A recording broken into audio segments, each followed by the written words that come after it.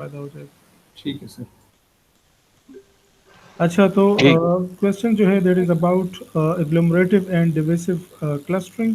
तो हमारे पास क्लस्टरिंग की जो मेन हमने डिस्कस की जितनी भी टेक्निक्स हैं वो ब्रॉडली हम उसको दो हिस्सों में तकसीम कर सकते हैं। एक को कहते हैं पार्टीशनल क्लस्टरिंग और दूसरे को कहते हैं हायरार्किकल क्लस्टरिंग। पार्टीशनल क्लस्टरिंग को आपको जितने क्लस्टर्स चाहिए वो ऑन द स्पॉट उतने क्लस्टर्स में सारे डेटा को डिवाइड कर देगा।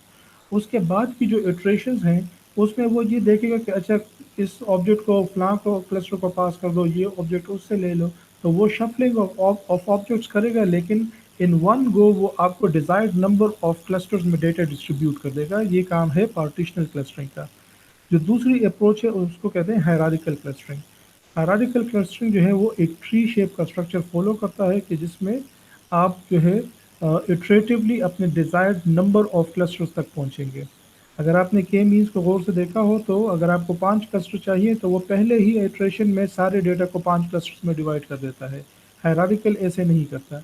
हायरार्किकल के अंदर फिर हमारे पास दो अप्रोचेस हैं। एक को कहते हैं एग्लोमरेटिव और दूसरे को कहते हैं डिविसिव।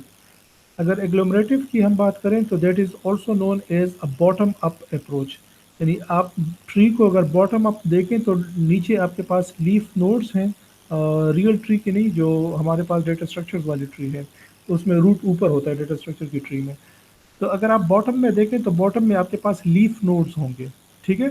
और हम कहते हैं कि हमने एग्लोमरेटिव अप्रोच लगानी है या बॉटम अप अप्रोच लगानी है। तो अगर मेरे पास 100 इंस्टेंसेस हैं तो मैं क्या एज्यूम करूंगा कि हर इंस्टेंस जो है वो अपने अलहदा क्लस्टर के अंदर है। ठीक है। सो मेरे पास बेस जो बॉटम है, जो मेरे पास लीफ नोड्स हैं उसके ऊपर मेरे पास जितने ऑब्जेक्ट्स हैं उतने मेरे पास क्लस्टर्स हैं। और इटरेटिवली में अब आगे जो ऊपर वाले नोड्स हैं इंटरमीडिएट, उसमें मैं उन नोड्स को या उन क्लस्टर्स को कह लें, क्योंकि हर क्लस्टर का अपना नोड का अपना क्लस्टर बना है, मैं उनको मर्ज करूंगा जिसकी सिमिलैरिटी सबसे हाई है। तो आप एज्यूम कर सकते हैं कि हमारे पास जो लीफ नोड है उसमें सबसे ज़्यादा नोड्स होंगे और जैसे हम ऊपर चलते जाएंगे तो नोड्स कम होते जाएंगे। ठीक। नोड्स कम होते जाएंगे क्योंकि हम ऊपर मर्ज करते जा रहे हैं, और जब पूरा प्रोसेस एंड हो जाएगा तो आखिर में हमारे पास एक क्लस्टर होगा जिसके अंदर सारा डेटा होगा और वो हमारा रूट हो जाएगा। अब रूट तक जनरली पहुंचने की हमें फ़ायदा कोई नहीं होता, क्योंकि अगर हम कहें कि सारा डेटा एक क्लस्टर को बिलोंग करता है तो that does not convey anything meaningful. तो इस वजह से हम रूट पे पहुंचने से पहले ही हमने कोई क्राइटेरिया सेट करना होता है जहाँ पे हम इस प्रोसेस को स्टॉप कर लें। तो लेट से मेरे पास 100 इंस्टेंसेस हैं, मैंने 100 क्लस्टर उनके बना दिए। आगे मैं बेस्ड ऑन सिमिलैरिटी मर्ज करता जा रहा हूँ। तो लेट से नेक्स्ट लेवल में मेरे पास 90 हो गए, 80 हो गए, 50 हो गए, 20 हो गए, 5 हो गए, 4 हो गए। और फिर 4 के बाद मैंने देखा कि अब उनके अंदर सिमिलैरिटी जो है वो किसी ख़ास थ्रेशोल्ड से वैल्यू बड़ी है, या मुझे पहले से पता था जैसे के मीन्स में हम करते रहे कि मुझे क्लास 4 ही क्लस्टर चाहिए। तो जैसे ही 4 क्लस्टर तक हम पहुँचे या किसी और स्टॉपिंग क्राइटेरिया को मीट किया तो वहाँ पे हमने प्रोसेस को स्टॉप कर दिया और हमारे जो क्लस्टर्स हैं वो हमें मिल गए। जो डिविसिव अप्रोच है वो बिल्कुल इसका उल्टा है। उसमें हम पूरा डेटा सेट जो है जितने भी इंस्टेंसेस हैं, लेट से 100 हैं, तो उनको हम एक क्लस्टर कंसिडर करेंगे। तो अगर आप अगेन वो डेटा स्ट्रक्चर की ट्री जहन में बना लें तो हम रूट से स्टार्ट करते हैं। इस वजह से इस अप्रोच को कहते हैं टॉप डाउन अप्रोच। ठीक है।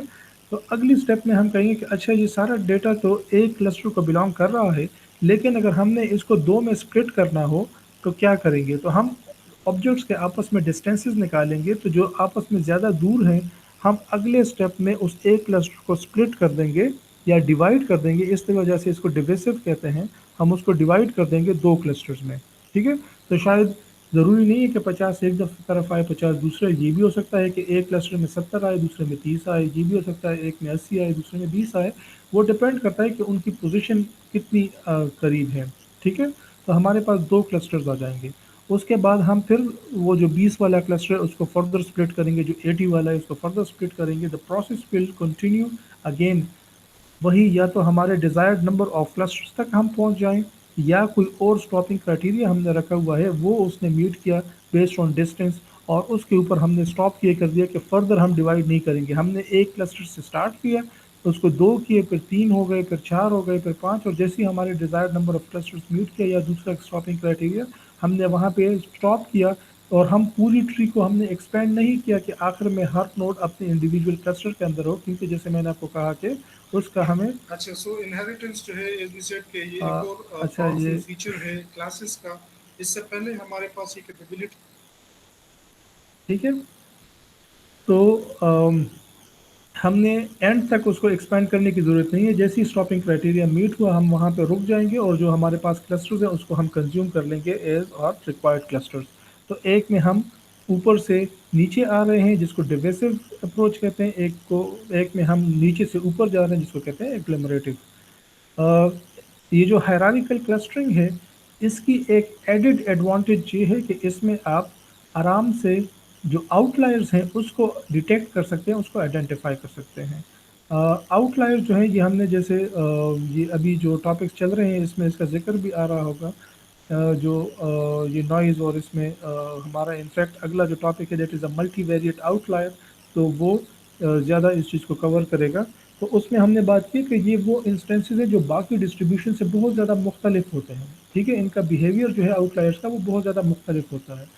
तो जनरली हमारे जब डेटा के अंदर आउटलायर्स भी होते हैं तो कुछ क्लस्टरिंग टेक्निक्स जो हैं वो इससे ज़्यादा इफेक्ट होती हैं।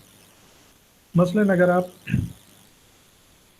के मीन की एग्जांपल ले लें तो के मीन क्लस्टरिंग जो है ये सारे ऑब्जेक्ट्स को क्लस्टर करता है। अब आप देखें कि अगर डेटा के अंदर आउटलायर्स भी हैं तो वो भी किसी क्लस्टर का हिस्सा बनेंगे, और हमने ऑलरेडी ये इस्टेब्लिश किया हुआ है कि आउटलायर जो है वो बाकी डेटा पॉइंट से बहुत मुख्तलिफ होंगे। तो ये आपका जो सेंट्रॉइड होता है क्लस्टर का वो दरमियान पोजीशन पे होता है। तो ये जो एक आउटलायर है ये जिस क्लस्टर के भी हिस्सा बनेगा उसके सेंट्रॉइड को बहुत अपनी तरफ खींच लेगा और आपके क्लस्टर की शेप जो है वो ख़राब हो जाएगी। तो आउटलायर से जनरली क्लस्टरिंग की जो टेक्निक्स हैं उसके परफॉर्मेंस इफेक्ट होती है। कुछ टेक्निक्स ऐसी भी हैं जो इतनी इफेक्ट नहीं होती क्लस्टर ये से आउटलायर से, और फिर कुछ टेक्निक्स ऐसी भी हैं जो आपको आउटलायर डिटेक्ट करके देती हैं। फॉर एग्जांपल पार्टीशनल क्लस्टरिंग में dB scan is a particular technique जो वीडियोस में भी आपने देखा, जो आपको आउटलायर्स अलग करके आउटलायर्स के अलावा जो डेटा पॉइंट्स हैं उनकी क्लस्टरिंग करके देता है, आउटलायर्स को क्लस्टर का हिस्सा नहीं बनाता। तो इसी तरह से हायरार्किकल क्लस्टरिंग जो है ये भी अगर आप उसका वो डेंड्रोग्राम देख लें तो वो भी आपको विजुअली बड़े आराम से हेल्प करता है कि आप आउटलायर्स को डिटेक्ट करें और उसको सेपरेट आउट करें from the rest of the data. दूसरा जो एडवांटेज है हायरार्किकल क्लस्टरिंग का वो ये है कि अगर हम पार्टीशनल क्लस्टरिंग करते हैं और हमें 5 क्लस्टर्स चाहिए, वो आपने देखा होगा वीडियोस के अंदर हमने एल्बो मेथड हम यूज़ कर सकते हैं to find out the desired number of clusters. तो अगर हमने एल्बो मेथड यूज़ किया और हमें पता चला कि हमें 5 क्लस्टर्स चाहिए, अगर हमने पार्टीशनल क्लस्टरिंग अप्रोच अप्लाई की तो हमें 5 क्लस्टर्स तो मिल जाएंगे। Let's call them A B C D and E. तो हमें ये पता नहीं चलेगा कि इन 5 क्लस्टर्स में ए और बी ज़्यादा एक जैसे हैं या सी और डी ज़्यादा एक जैसे हैं या ए और डी ज़्यादा एक जैसे हैं, क्योंकि हमें कोई क्लस्टर टू क्लस्टर हमने डिस्टेंसेस नहीं निकाले, हमने सिर्फ ऑब्जेक्ट्स के सेंट्रॉइड्स के साथ डिस्टेंसेस निकाले।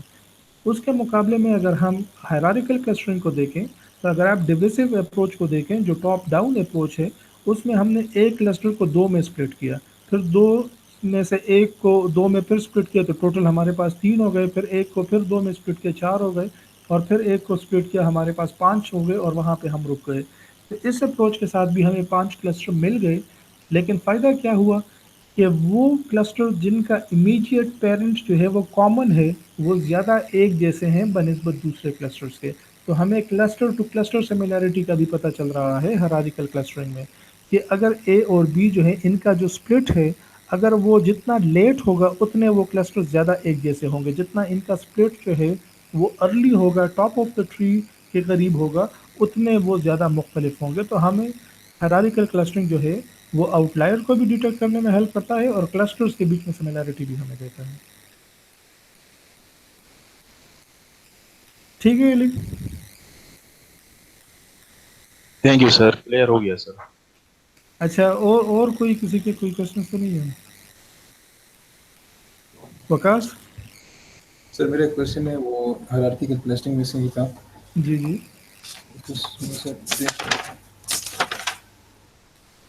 सॉरी सर, उसमें था नियरेस्ट नेबर एल्गोरिथम जो क्लस्टरिंग का अच्छा था। ठीक है।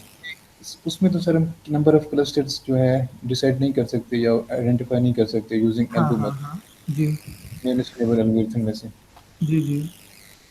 अच्छा, इसमें ऐसा है कि नियरेस्ट नेबर जो है उसके अंदर दो वेरिएंट्स हमने यूज़ किए थे, वो कोड में भी और जो दूसरा उसका थ्योरेटिकल पार्ट था उसमें भी। एक तो जी ये कि नियरेस्ट नेबर आप अगर उसको सेपरेटली यूज़ करते हैं तो वो इन इटसेल्फ जो है वो कंप्लीट क्लस्टरिंग एल्गोरिदम नहीं है।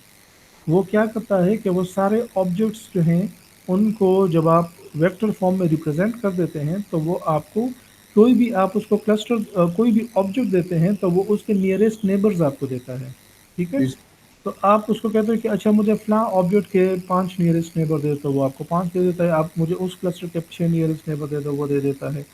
तो इस तरह से आप उसको यूज़ करते हुए क्लस्टरिंग तो कर सकते हैं, लेकिन इन इटसेल्फ जो एल्गोरिदम जो इम्प्लीमेंटेशन वो लाइब्रेरी के फंक्शन के अंदर है, that is just giving you the nearest neighbours. तो अगर एक ऑब्जेक्ट जो है ए वो बी का भी नेबर है और सी का भी नेबर है तो आपको दोनों के अंदर वो मिलेगा। ठीक है, ए के नेबर्स में भी वो मिलेगा और बी के नेबर्स में भी वो मिलेगा। तो इस तरह से वो जस्ट आपको नियरेस्ट नेबर्स निकाल के देता है, कंप्लीट क्लस्टरिंग करके नहीं देता। अगर आप अगला उसका एक एल्गोरिदम देख लें विच इज़ मीन शिफ्ट, तो वो उसी का एक वेरिएंट है जो उसको कंटिन्यू करते नेबर्स निकालते निकालते जो सेंट्रॉइड है उसको आगे शिफ्ट करता जा रहा होता है towards the dense part of the cluster, और वो एक कंप्लीट आपको क्लस्टरिंग जो है वो निकाल के देता है। और वो हमारे ये जो अर्लियर टेक्निक्स हैं ये के मीन वगैरह, इससे परफॉर्मेंस में भी काफ़ी बेहतर है। सर, बाय द वे, वो जो आपने कहा था एक वीडियो में कि मीन शिफ्ट एल्गोरिथम हम डिस्कस करेंगे नेक्स्ट वीडियो में, लेकिन वो वीडियो थी नहीं उसकी। अच्छा, मीन शिफ्ट का नहीं है, सही सही, शायद फिर उसका मैंने नहीं बनाया। तो मीन शिफ्ट जो है वो इसी नियरेस्ट नेबर की जो टर्मिनोलॉजी है इसको यूज़ करके ये करता है कि हर चले वो मैं उस पर मैं आपको एक ओवरव्यू दे देता हूँ, फिर मैं उस पर एक वीडियो भी बना लेता हूँ। हम ऐसा करते हैं कि हम एक जो थ्रेशोल्ड है वो डिसाइड कर लेते हैं कि हमारा एक सर्कल कितना बड़ा होगा। ठीक है, एक एरिया ऑफ जो है इंटरेस्ट जो है वो कितना बड़ा होगा, रेडियस की बात कर रहे हैं आप? रेडियस की, एग्जैक्टली हाँ। उसकी तो हम इंटेंशन। ऐसा करेंगे कि हमारे पास जितने भी डेटा पॉइंट्स हैं डेटा सेट के अंदर, हम एक पॉइंट को लेंगे और उसके अराउंड वो रेडियस, उस रेडियस का वो एक सर्कल बना देंगे। तो रेडियस हमारा कांस्टेंट होगा, वो हम एल्गोरिदम रन करने से पहले डिसाइड कर लेंगे। उस पॉइंट के अंदर हमने जो रेडियस बनाया उस पॉइंट को सेंटर रख के, तो उसके अंदर उस सर्कल के अंदर जितने भी पॉइंट्स आए हमने उसका सेंट्रॉइड निकाल लिया। ठीक है, तो उस सेंट्रॉइड में जो है वो हमारा जो पहला स्टार्टिंग पॉइंट था वो किसी पॉइंट के ऊपर हमने लिया। अब हम सेंट्रॉइड चेंज हो गया तो उसके साथ वो सर्कल भी मूव किया। तो अब उस सर्कल के अंदर कुछ नए पॉइंट्स आएंगे, शायद कुछ पुराने निकल जाएंगे, तो उससे हम फिर सेंट्रॉइड कैलकुलेट करेंगे। इस तरह से आपका जो सर्कल है वो मूव करता जाएगा towards dense part of the data, वो सर डेंस पार्ट की तरफ मूव सेंट्रोइड करता जाएगा जी। सर सेंट्रोइड कैसे चेंज करेंगे, समझ नहीं है, हाँ क्योंकि रेडियस तो हम उस एक डेटा पॉइंट के रेडियस में जितने पॉइंट्स आ रहे हैं उनको हमने सर्कल हाँ। में, सर उसको सेंट्रोइड पे कैसे कैलकुलेट करेंगे नेक्स्ट आइटरेशन में? अच्छा, एक सेकेंड।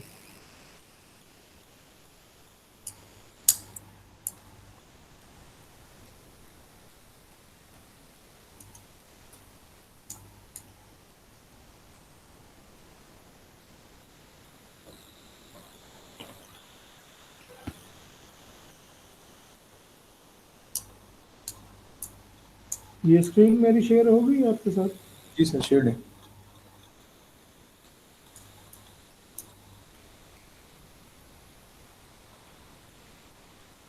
अच्छा, ऐसा है कि लेट्स से ये हमारा डेटा सेट है, ये कुछ पॉइंट्स यहाँ पे हैं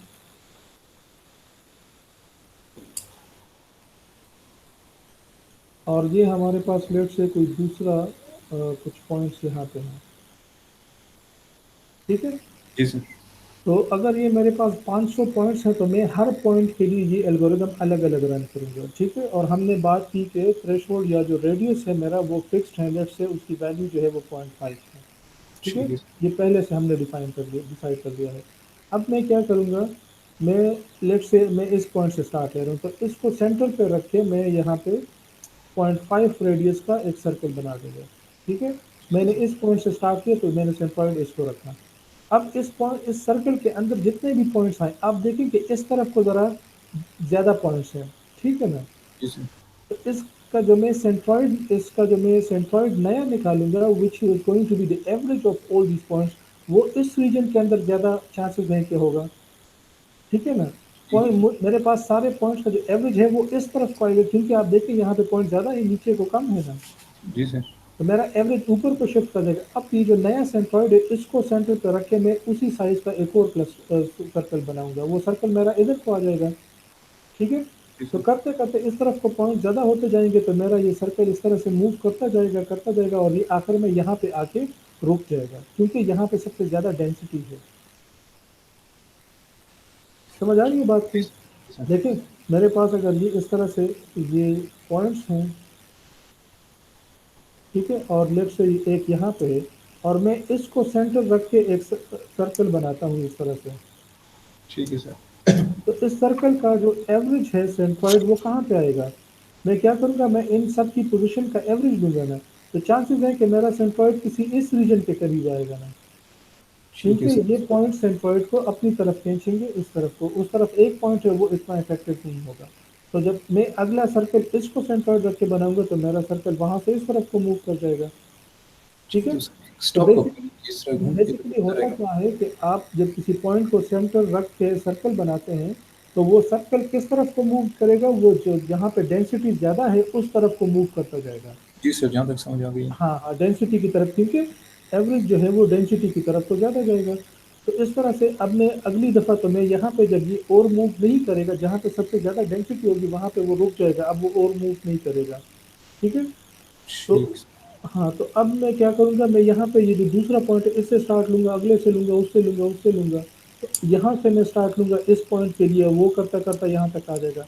तो आप देखेंगे कि वो सारे डेटा पॉइंट जिनको एक लिस्ट में होना चाहिए वो एक ही जगह पे आके रुकेंगे। ये वाला जो सेंटर है जहाँ पे डेंसिटी ज़्यादा है, इन सारे पॉइंट से हम जिससे भी स्टार्ट लेंगे हम यहीं पे आके रुकेंगे, क्योंकि ये सबसे ज़्यादा डेंस पार्ट है इस क्लस्टर का। इस तरह से हम इस पॉइंट से स्टार्ट ले लें, इससे ले लें, इससे ले लें, इन सब से जब हम स्टार्ट लेंगे हम चलते चलते इस तरफ को आएंगे और आखिर में यहाँ पे आके हम रुक जाएंगे। इस वाले से स्टार्ट लेंगे तब भी थोड़ा सा ऊपर को मूव करेंगे, इस पर रुक जाएंगे। ठीक है ठीक है सर, तो जो पॉइंट्स रह जाएंगे उस रेडियस में ना आए तो फिर उनको क्या होगा सर? जी। जो कुछ पॉइंट्स फॉर एग्जांपल ऐसे हैं जो उस खास स्पेसिफिक रेडियस के अंदर अच्छा, नहीं आ चले रहे। उसको उसको फिलहाल साइड पे कर दें, उसके अभी बात नहीं करते, पहले सिंपल कॉन्सेप्ट को समझते हैं। तो हमने हर पॉइंट के ऊपर एक सर्कल बनाया, वो सर्कल आगे डेंसिटी की तरफ मूव किया, तो मेरे पास अगर 1000 पॉइंट्स हैं तो 1000 सर्कल्स बनेंगे इस तरह से। तो उसमें से आप देखेंगे कि वो सारे पॉइंट्स जिनको एक क्लस्टर में होना चाहिए उन सब के जो आखिरी जो सर्कल थे, जो उसके अंदर जो पॉइंट्स थे, जो आखिरी जैसे ये मूव करता करता यहाँ तक आ गया, ये जी आखिरी सर्कल उन सब के एक होंगे एग्जैक्ट, यानी ये सारे करते करते एग्जैक्टली एक ही पॉइंट पे आके रुकेंगे जो सबसे ज़्यादा डेंस जगह होगी इसकी, सर। और ये सारे जो होते होते ये सारे इधर आके रुकेंगे। तो जब आपके पास मेन दो तरह के वो आ जाएंगे तो आपको पता चलेगा कि मेरे पास एक क्लस्टर ये बन गया और दूसरा क्लस्टर मेरे पास ये बन गया। ये सारे पॉइंट्स इधर आके रुकेंगे और ये सारे पॉइंट्स इधर आके रुकेंगे, तो जब आपके पास आखिरी जो सर्कल होंगे वो अगर दो मुख्तलिफ हैं तो दो क्लस्टर बन जाएंगे, और वो सारे पॉइंट्स जो उधर आके रुकते हैं वो उस क्लस्टर का हिस्सा होंगे। ठीक हो गया।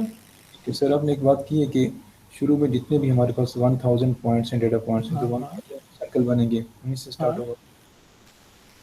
हाँ हाँ, हम सब के लिए, मतलब इस पॉइंट के लिए अगर मैंने बनाना है तो मैं इस पॉइंट के लिए यहाँ से स्टार्ट लूँगा, तो ये यहाँ पे आप देखें डेंसिटी ज़्यादा है तो ये थोड़ा सा इस तरफ को मूव करते करते ये भी इधर आके रुक जाएगा।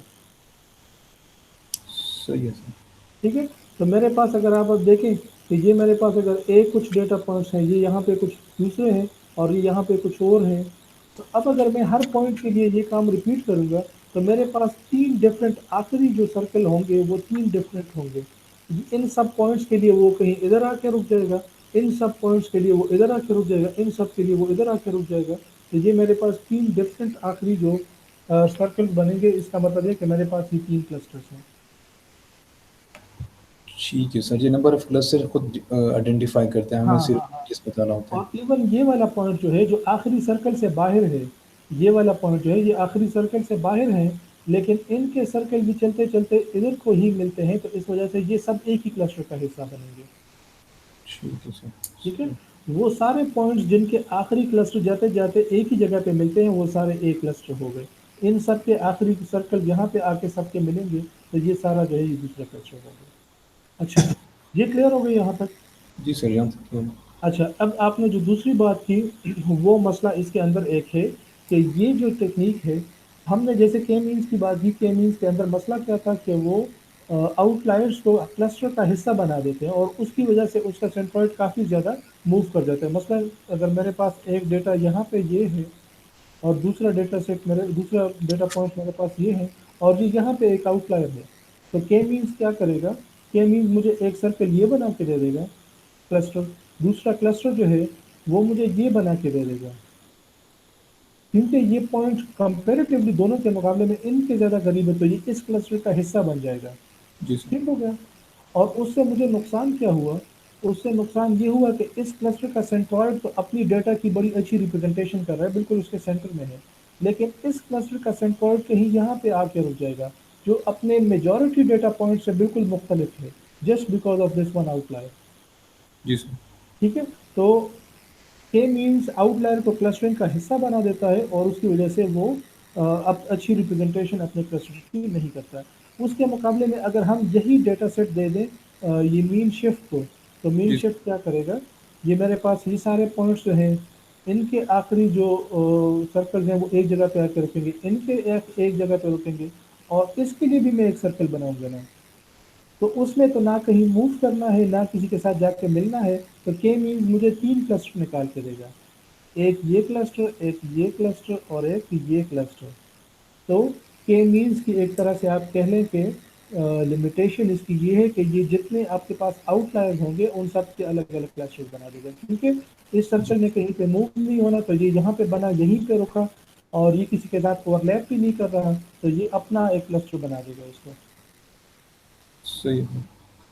ठीक है, तो इस तरह से मीन शिफ्ट जो है वो भी इसी तरह से डिस्टेंसेस निकालता है, लेकिन इसको आगे यूज़ करके और उसकी जगह अगर आप देख लें ये मीन शिफ्ट की जगह अगर आप ये उसको देख लें ये नियरेस्ट नेबर को, तो वो क्या करता है कि ये पॉइंट है तो बस ये इसके नियरेस्ट नेबर हैं, फिर ये पॉइंट है तो ये इसके नियरेस्ट नेबर हैं, ये पॉइंट है तो ये इसके नियरेस्ट नेबर हैं।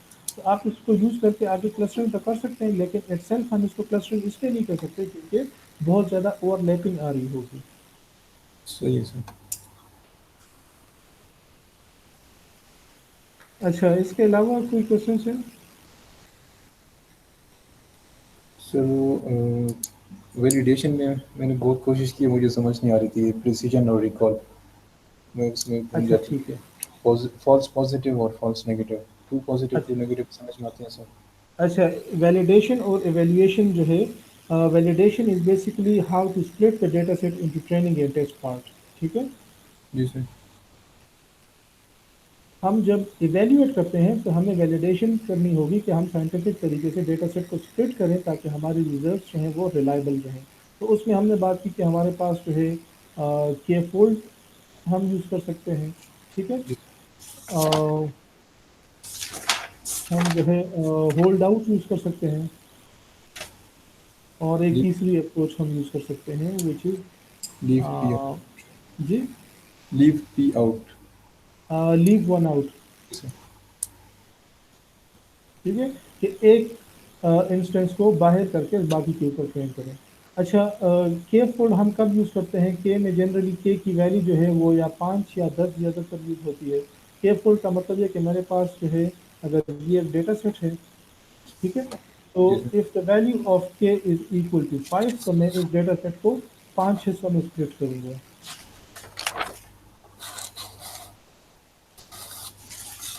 ठीक है, जी सर। और मैं पहला एक्सपेरिमेंट रन करूँगा जिसमें मैं इसके ऊपर टेस्ट करूँगा और इसके ऊपर ट्रेन करूँगा। ठीक हो गया, ये मेरा एक्सपेरिमेंट वन हो गया। अब असल में हम ये के फोल्ड का फ़ायदा ये है कि हम बैलेंस आउट करना चाहते हैं इजी और डिफ़िकल्ट एग्जांपल्स को। अगर यहाँ पे सारे मुश्किल आ गए तो मेरी एक्यूरेसी बड़ी कम आ जाएगी और यहाँ पे अगर सारे आसान आ गए तो मेरी एक्यूरेसी बड़ी अच्छी आ जाएगी। तो वो अगर आप दोबारा करेंगे तो शायद वैल्यू सेम ना आए, क्योंकि यहाँ पे नहीं पता कि अगर आप शफल करेंगे कि अगली बार कौन से इंस्टेंसेस आएंगे, तो आपकी एक्यूरेसी रिलायबल नहीं होगी। तो हम दोबारा ये एक्सपेरिमेंट रन करेंगे और इस दफ़ा हम पहले और 3 से लेके 5 जो हिस्से हैं इसके ऊपर ट्रेन करेंगे और जो दूसरा हिस्सा है उसके ऊपर टेस्ट करेंगे। ये हमारा सेकंड राउंड ऑफ एक्सपेरिमेंट है। इस तरह से हम ये एक्सपेरिमेंट को तीसरी दफ़ा करेंगे और इस बार हम उसको थर्ड जो पार्ट है उसके ऊपर टेस्ट करेंगे, हम फोर्थ बार उसको करेंगे और इसके ऊपर टेस्ट करेंगे। ये हमारा एक्सपेरिमेंट 3 हो गया, ये एक्सपेरिमेंट 4 हो गया, और यहाँ पे फिर हम फिफ्थ टाइम ये एक्सपेरिमेंट रन करेंगे जिसमें हम पहले 4 पे ट्रेन करके आखिरी जो है उस पर टेस्ट करेंगे। ये हमारा एक्सपेरिमेंट 5 हो जाएगा। और इन सब की जो एवेल्यूएशन है, एक्यूरेसी, वो सारा या प्रिसिशन रिकॉल, उसको हम एवरेज कर लेंगे। यहाँ से जो एक्यूरेसी आई, यहाँ से जो आई, यहाँ से जो आई, उसको हम ऐड करके 5 से डिवाइड कर देंगे, उसका एवरेज कर लेंगे, and that is going to be the accuracy that you should report, और वो रिलायबल होगी। कोई भी आपके एक्सपेरिमेंट को रिपीट करेगा तो that will produce the same accuracy. क्योंकि वो जो बाई चांस था कि कहीं पे मुश्किल टेस्ट में मुश्किल या आसान हो जाए, वो चीज़ आपने लेवल आउट कर दी है। और अब आप देख लें तो हर इंस्टेंस जो है वो 4 दफ़ा ट्रेनिंग के लिए यूज होगा और 1 दफ़ा टेस्टिंग के लिए यूज होगा इन केस ऑफ के हैविंग 5 वैल्यू। ठीक है। ठीक है सर। होल्ड आउट में हम पूरे जो डेटा सेट है उसको 3 हिस्सों में तकसीम करते हैं। एक को हम ट्रेनिंग के लिए यूज़ करते हैं, एक को वैलिडेशन के लिए, और एक को टेस्टिंग के लिए। ये हम जनरली करते हैं जब हमारे पास डेटा सेट्स काफ़ी बड़े हों। तो के फोल्ड आप देखो कि बेसिकली हम एक काम 5 दफ़ा कर रहे हैं। इन केस ऑफ के वैल्यू इक्वल टू 10 हम 10 दफ़ा करेंगे। तो जब आप इतनी कंप्यूटेशन कॉस्ट अफोर्ड नहीं कर सकते तो जनरली डेटा सेट्स जो इतने बड़े हों, तो वी बिलीव के अगर हम एट रैंडम स्प्लिट कर दें तो काफ़ी सारी जनरलिटी जो है वो डाइवर्सिटी की वजह से काफ़ी सारे मुश्किल और आसान इंस्टेंसेस दोनों में तकरीबन बराबर होंगे, एग्जैक्ट इक्वल नहीं होंगे। तो इस वजह से वी कैन ट्रस्ट डेट, और हम क्या करेंगे इसके ऊपर ट्रेन करते हैं, इसके ऊपर वैलिडेट करते हैं कि एक्यूरेसी हमारी क्या आ रही है, और दोबारा ट्रेन करते हैं। जब ये प्रोसेस चलता रहता है, जब मॉडल तैयार हो जाए तो फिर हम इस टेस्ट पार्ट के ऊपर उसको टेस्ट कर लेते हैं।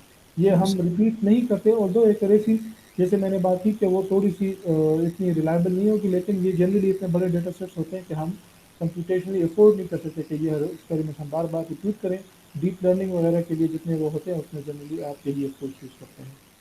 लीव वन आउट हम तब यूज़ करते हैं कि अगर आप देखें कि अगर हम केयरफुल क्रॉस वैलिडेशन में के की वैल्यू 5 रखते हैं तो हम 80% डेटा पे ट्रेन करके हम 20% पे टेस्ट कर रहे होते हैं हर इटरेशन में। तो जब आपके पास डेटा सेट छोटा हो तो आप अफोर्ड नहीं कर सकते कि आप 20% डेटा पॉइंट्स को अलग कर लें फॉर टेस्टिंग पर्पज। तो उस केस में आप क्या करोगे कि आपके पास अगर एक्सटेंसिव जो है वो लेट से सारे है ही 200, तो आप वो लीव वन आउट में क्या करोगे, 199 पे ट्रेन करके आखिरी वाले पे टेस्ट कर दोगे। फिर उसके बाद जो सेकंड लास्ट है बाकी सब पे ट्रेन करके इस पे टेस्ट कर देंगे। और ये प्रोसेस हम इस तरह से 200 टाइम्स रिपीट करेंगे। ये बेसिकली के फुल क्रॉस वैलिडेशन की ही एक टाइप है where the value of K is equal to the number of instances. और ये काम हम तब करते हैं जब हमारा डेटा सेट बहुत छोटा हो और हम चाहते हैं कि हम ज़्यादा से ज़्यादा इंस्टेंसेस मॉडल को दें ट्रेन होने के लिए। ठीक है। तो this was part of the validation. अब वैलिडेशन जब हमने कर ली तो हमारा आगे मकसद ये था कि हम उसको एवेल्यूएट कर सकें, मॉडल को इवेल्यूएट करें कि हमारे पास स्कोर्स क्या आ रहे हैं। हमारे अपना कोई मॉडल है तो उसके क्या स्कोर्स आ रहे हैं, उसके साथ जो एग्जिस्टिंग दूसरे मॉडल्स हैं उनके क्या स्कोर्स आ रहे हैं। तो जनरली टू रिपोर्ट पे हम क्या करते हैं, हम एक्यूरेसी निकालते हैं, प्रिसिशन, रिकॉल, F1 स्कोर, और इस तरह से बाकी चीज़ें जो हैं वो भी हम इस तरह से रिपोर्ट करते हैं to evaluate a model and to compare them with one another. Accuracy क्या है कि हमने कितने, अगर क्लास पे जो है सुपरवाइज्ड लर्निंग के लिए कितने हमने इंस्टेंसेस क्लासीफाई किए। लेट से हमने 200 क्लासीफाई किए और 200 में हमने लेट से 190 को करेक्टली क्लासीफाई किया। इसकी जो भी वैल्यू आएगी दैट इज योर एक्यूरेसी। ठीक है। वन ठीक। मीन के आपने सारे इंस्टेंसेस को करेक्टली क्लासीफाई किया है। प्रिसिशन जो है ये बताता है कि आप कितना जो है लेट से मेरे पास यहाँ पे इसका जो फॉर्मूला है दैट इज टू पॉजिटिव, ठीक है, जी sir. Divided by true positive plus false positive. ठीक है। जी अच्छा, सर। टू पॉजिटिव, ये फॉल्स पॉजिटिव, ये सारा पता है ये क्या चीज़ें हैं। सर रिपीट कर दे। ट्रू पॉजिटिव ट्रू नेगेटिव का पता है, लेकिन ये फॉल्स पॉजिटिव फॉल्स नेगेटिव में फॉल्स कंफ्यूज। पॉजिटिव का मतलब ये है कि हमारा जो मॉडल है वो, अगर यहाँ पे मेरे पास एक क्लास है ए, ठीक है, ठीक है सर। और यहाँ पे ये इंस्टेंस जो है कि बी को बिलोंग कर रहा था लेकिन मैंने कहा कि ये ए को बिलोंग कर रहा है, तो ये ए के लिए फॉल्स पॉजिटिव हो गया। मैंने इसको पॉजिटिव कहा लेकिन ये फॉल्स था। ठीक है। ठीक है सर। तो ये बेसिकली प्रिसिशन हम निकालते हैं एक क्लास के लिए, यानी आप पहले ए को पे फोकस करेंगे तो ए के लिए ट्रू पॉजिटिव कौन से होंगे, जो ए को बिलोंग करते थे, और हमने भी कहा कि वो ए को बिलोंग करते हैं, हमारे मॉडल में भी उसको ए ने क्लासिफाई किया, तो वो हमारे ट्रू पॉजिटिव हो जाएंगे। फॉल्स पॉजिटिव कौन से होंगे, जो ए को बिलोंग नहीं कर रहे थे, बाकी क्लासेस को बिलोंग कर रहे थे, और हमने उनको भी ए के अंदर क्लासीफाई किया, हमारा जो लेवल प्रिडिक्टेड था उनके लिए भी ए था, तो वो हमारे फॉल्स पॉजिटिव हो गए। ठीक है। ठीक है सर, ठीक है। तो ये जितनी भी क्लासेस होंगी वो मल्टी। हाँ, ये उनके लिए अलग होगी। ये मेरे पास अब दूसरा क्लास है बी, तो बी के लिए ट्रू पॉजिटिव क्या होगा कि कितने बी को बिलोंग कर रहे थे और मैंने भी बी में क्लासिफाई किया। फॉल्स पॉजिटिव क्या होंगे कि जो बी को बिलोंग नहीं कर रहे थे और मैंने उनको बी में डाला, वो बी के लिए फॉल्स पॉजिटिव हो गए। तो इस तरह से मेरे पास प्रिसिशन की एक वैल्यू जो है वो ए क्लास के लिए आ गई और एक वैल्यू जो है वो बी क्लास के लिए आ गई। ठीक है ठीक सर। है। अब मेरे पास जितने क्लासेस होंगे प्रिसिशन की उतनी वैल्यूज आ जाएंगी, बाद में हम उनको एवरेज कर लेंगे और वो हमारे पास प्रिसिशन की वैल्यू आ जाएगी। ठीक हो गया। ठीक है सर। एवरेजिंग के लिए हमारे पास फिर आगे दो अप्रोचेज यूज होते हैं, एक को कहते हैं माइक्रो और एक को कहते हैं मैक्रो।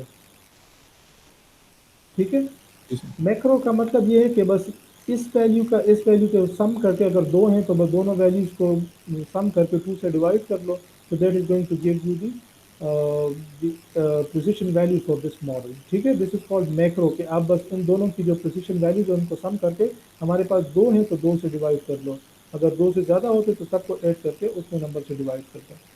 मैक्रो हम जनरली यूज़ करते हैं क्योंकि इट्स कंप्यूटेशनली मोर एफिशिएंट, और ये जो है इसका आपको नुकसान नहीं होगा जब तक आपके पास इंस्टेंसेस दोनों क्लासेस में बराबर होंगे। ठीक है, या थोड़ा सा फ़र्क होगा तो दैट इज़ एक्सेप्टेबल, तो तब हम मैक्रो के साथ जा सकते हैं। इसका मतलब ये है कि इसकी प्रिसिशन वैल्यू जो है और इसकी प्रिसिशन वैल्यू वो इक्वली इम्पॉर्टेंट है, और वो तभी होगा जब दोनों के अंदर नंबर ऑफ इंस्टेंसेस तकरीबन बराबर होंगे। दूसरा सिनारियो ले लेते हैं कि जिसमें हमारे पास इनबैलेंस्ड क्लास रिप्रेजेंटेशन है। ठीक है, तो जी बी सर। की वैल्यू जो है वो जो है बी के अंदर मेरे पास 10,000 इंस्टेंसेस हैं, और ए क्लास जो है मेरे पास उसके अंदर 10 इंस्टेंसेस हैं।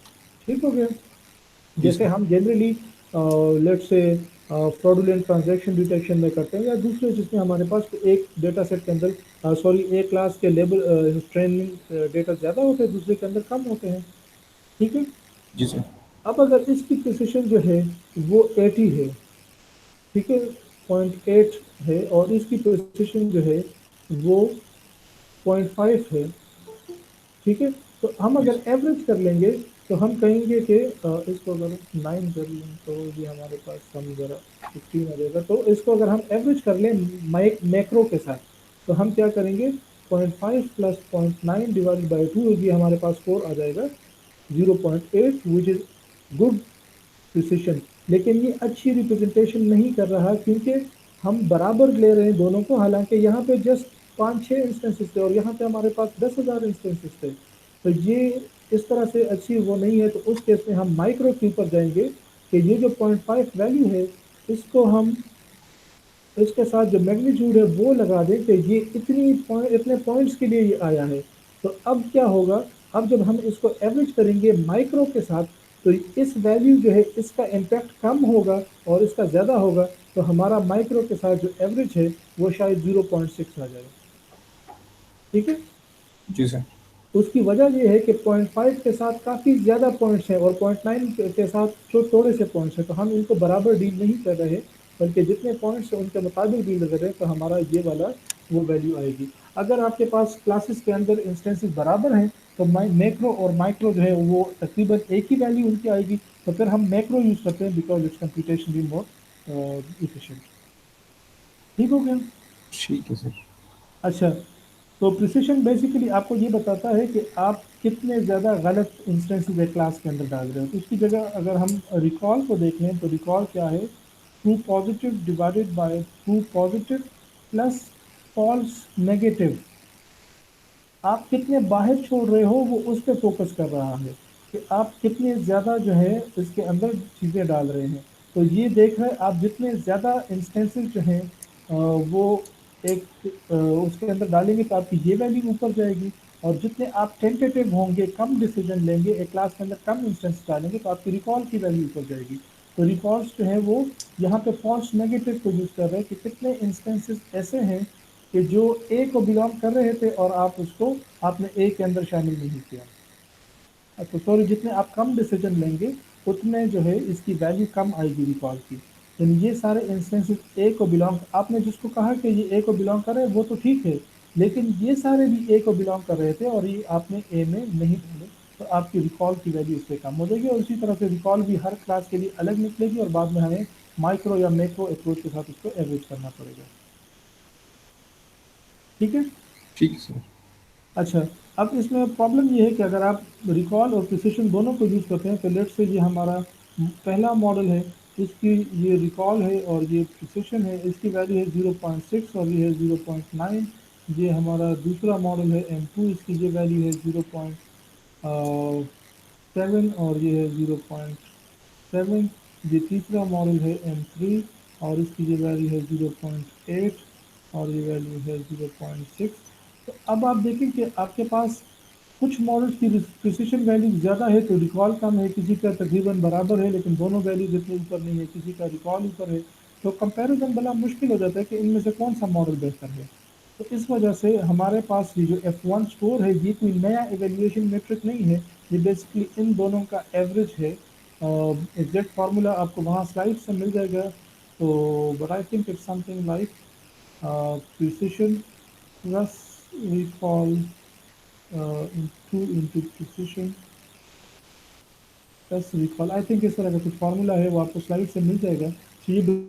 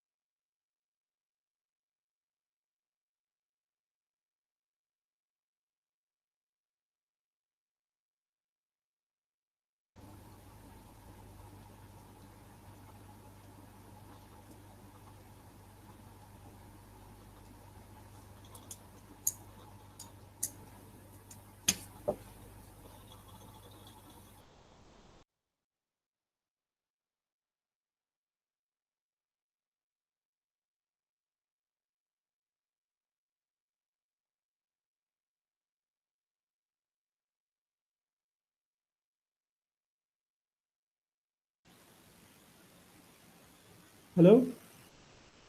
जी सर, आवाज़ आ रही है अभी? अच्छा, मैं तो लगा हुआ था, मुझे नहीं पता आप लोगों ने कहाँ तक सुना है, बीच में डिस्कनेक्ट हो गया था। सर F1 स्कोर का फार्मूला बता रहे थे। हाँ हाँ, तो बस मैं ये बता रहा था कि F1 स्कोर जो है वो कोई नया एवेल्यूएशन मेट्रिक नहीं है, वो बेसिकली प्रिसिशन और रिकॉल को कंबाइन करके हमें एक वैल्यू दे देता है ताकि हमारे लिए कंपैरिजन आसान हो जाए। अब जिसकी F1 की वैल्यू ज़्यादा होगी बस हम कहते हैं कि ये बेहतर मॉडल है। अगर हमारे पास नीचे अदरवाइज क्या होगा, किसी की रिकॉल बेहतर होगी, प्रिसिशन कम होगी, किसी का प्रिसिशन कम होगा, रिकॉल ज़्यादा होगा, तो कंपैरिजन ज़रा मुश्किल हो जाता है। तो बेसिकली F1 स्कोर इन दोनों को कंबाइन करके हमें एक वैल्यू दे देता है। ठीक है सर। ठीक है जी, और कोई क्वेश्चन है किसी के? सर बस मेरा प्रिसीजन रिकॉल में से था। अच्छा। और किसी ने कन्फ्यूजन मैट्रिक्स का पूछा है सर, शायद मारिया ने।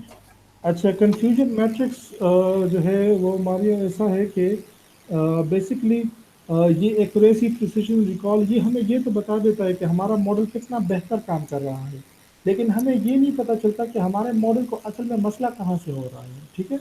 यानी मेरे पास लेट से मैंने एक एक्सपेरिमेंट किया, मेरे पास जो टेस्ट सेट है उसके अंदर 100 इंस्टेंसेस थे और 100 में से लेट से मेरी एक्यूरेसी 0.9 आ गई। तो इसका क्या मतलब है कि मैंने 90 इंस्टेंसेस को ठीक क्लासीफाई किया और 10 को गलत किया। ठीक है। तो ये तो मुझे पता चल गया कि अच्छा मेरा मॉडल जो है वो हर 10 में से एक को ठीक क्लासीफाई कर रहा है, लेकिन मुझे इससे ज़्यादा कोई खास पता नहीं चल रहा कि इसको मसला कहाँ पे आ रहा है। ठीक है। तो अगर लेट से मैं कंफ्यूजन मैट्रिक्स ड्रॉ करता हूँ और मेरे पास ये जो 100 इंस्टेंसेस हैं ये दो क्लासेस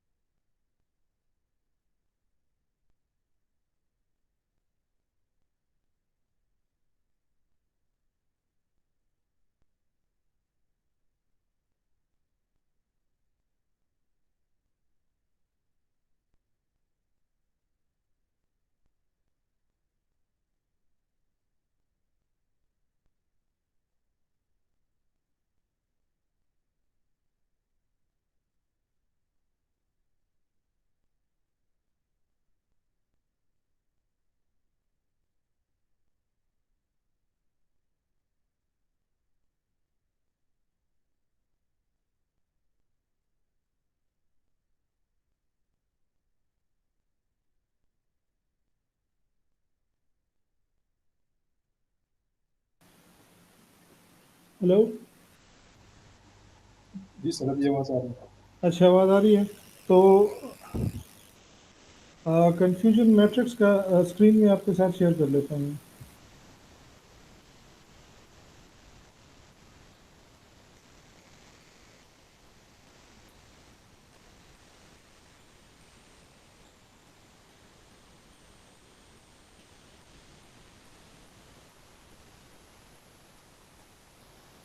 स्क्रीन नज़र आ रही है आपको? जी सर, आ रही है। अच्छा, तो मैं आपको ये बता रहा था कि यहाँ पे लेट से मेरे पास टेस्ट इंस्टेंसेस के अंदर जो है मेरे पास टेस्ट सेट के अंदर 100 इंस्टेंसेस हैं। तो अगर एक्यूरेसी मेरी 0.9 है तो इट मीन्स कि मैंने 100 में से 90 को करेक्ट क्लासीफाई किया और 10 को गलत किया। ठीक है, but it does not give me any indication कि मसला कहाँ पे आ रहा है। तो अगर हम इसका कंफ्यूजन मैट्रिक्स ड्रॉ कर लें, लेट से ये बाइनरी क्लासिफिकेशन का प्रॉब्लम था जिसमें हमारे पास कुछ इंस्टेंसेस ए को बिलोंग कर रहे थे, कुछ बी को। तो हम उसका कंफ्यूजन मैट्रिक्स ऐसे ड्रॉ कर सकते हैं कि ये जो ऊपर हैं ये इनके एक्चुअल लेबल्स थे और ये मेरे प्रिडिक्टेड लेबल्स हैं। तो ए क्रॉस ए में कौन से आएंगे जिनका लेबल था भी ए और मैंने उसको प्रिडिक्ट भी ए में किया। ये वो इंस्टेंसेस हैं जिनको मैंने ए में प्रिडिक्ट किया लेकिन एक्चुअली वो बी का हिस्सा थे। ये वो इंस्टेंसेस हैं जो बी का हिस्सा थे और मैंने भी उसको बी में प्रिडिक्ट किया।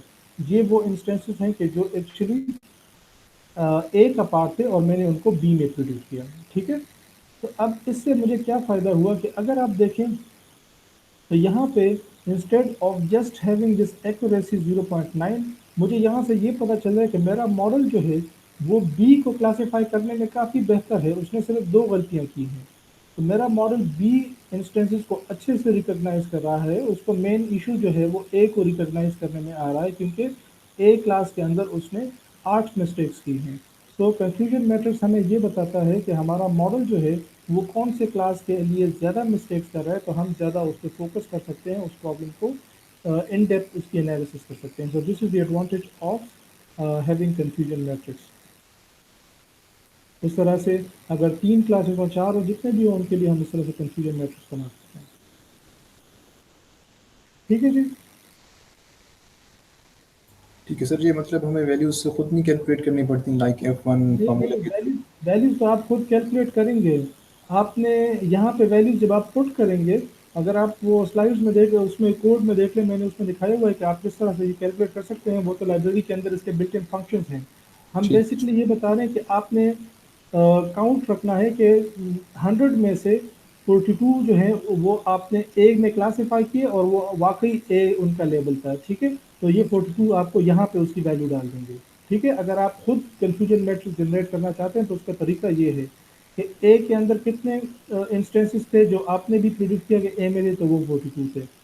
इंस्टेंसेस ऐसे थे जिनका लेबल बी था और आपने भी बी प्रिडिक्ट किया, वो 48 हो गए। तो ये आप काउंट करेंगे अपने जो लेबल आपने दिए उसके अंदर से। ठीक है, तो अगर जी आप देखें तो यहाँ से भी ये उसी मॉडल का एक दूसरी रिप्रेजेंटेशन, यहाँ से भी हमें पता चल रहा है कि वो इन 90 को ठीक क्लासीफाई कर रहा है और इन 10 को गलत कर रहा है। तो वही हमारे पास 90% एक्यूरेसी है। लेकिन हमें यहाँ पे ये पता चल रहा है कि हमारा मॉडल जो है वो ए को रिकॉग्नाइज नहीं कर रहा और ए के लिए वो ज़्यादा मिस्टेक्स कर रहा है एज कम्पेयर टू बी। तो ये हमें ज़रा ज़्यादा इन डेप्थ एनालिसिस जो है वो प्रोवाइड करता है कि इंस्टेंसेस किस तरह से करेक्ट किस तरह से हम कर रहे हैं और गलत जो क्लासिफिकेशन है वो कहाँ से कर रहे हैं। ठीक है। जी सर। अच्छा जी, और कोई क्वेश्चंस हैं? जी नहीं, वेलकम जी।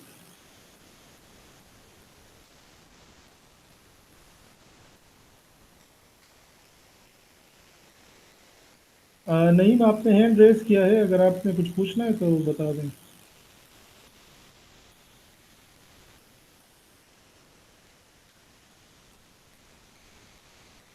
अच्छा, नईम शायद कोई प्रॉब्लम है उनका, और कोई क्वेश्चन है किसी के?